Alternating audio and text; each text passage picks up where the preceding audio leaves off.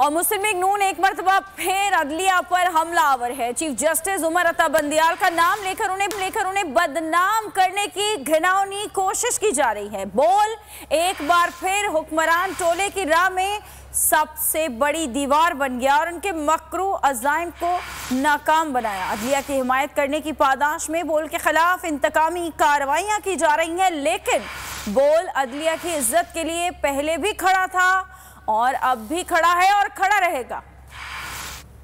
बदनाम करने की मुनज़्ज़म साजिश नून लीग मखसूस सहाफियों और चैनल्स के साथ मिलकर एक बार फिर मुअज़्ज़िज़ अदलिया पर हमलावर हो गई और ये मरहलावार जारी रहेगा। यहाँ तक कि सुप्रीम कोर्ट के चीफ जस्टिस उमर अता बंदियाल तक का नाम लेकर उन्हें बदनाम करने की कोशिश की गई। बोल ने अपनी जिम्मेदारी समझते हुए अदलिया का दिफा किया और अदलिया के खिलाफ झूठे इल्जामात की कैंपेन और मकरू अज़ाइम को नाकाम बनाया, जिसकी वजह से यही हुकूमत अदलिया की हिमायत और उनका दिफा करने पर बोल न्यूज को मुख्तलिफ अंदाज से ब्लैकमेल करने और दबाव डालने की कोशिश कर रहा। एग्जैक केस जिसमें एग्जैक के खिलाफ कभी ना कोई गवाह मिला और ना ही कोई सबूत मिला, उसे भी खारिज करने के बजाय मजीद तूल दी जा रही है ताकि बोल को अदलिया की हिमायत करने से रोका जा सके।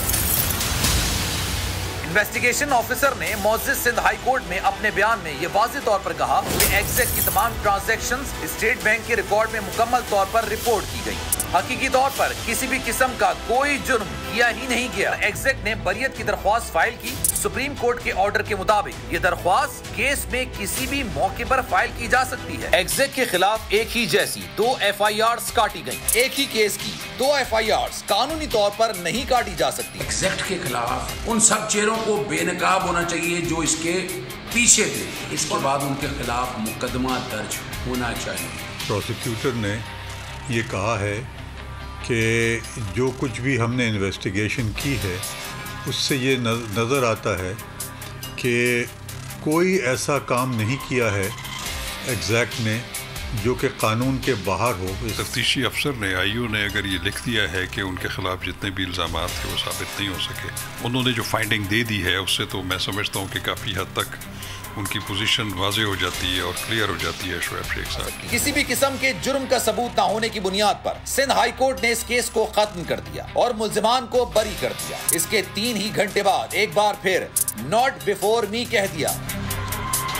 इस्लामाबाद हाई कोर्ट से बाइज्जत बरियत के 102 दिन के बाद अपील फाइल की गई, जबकि कानून के मुताबिक इस पर एतराज के लिए सिर्फ 30 दिन या 60 दिन का वक्त होता है। मुकदमे के इन्वेस्टिगेशन ऑफिसर जो इस केस के मुद्दई भी हैं, वाज़ेह तौर पर ये मौक़िफ़ दिया कि एग्जैक्ट अपना काम कानून के मुताबिक कर रही थी। इसके बाद तो केस खत्म हो जाता है।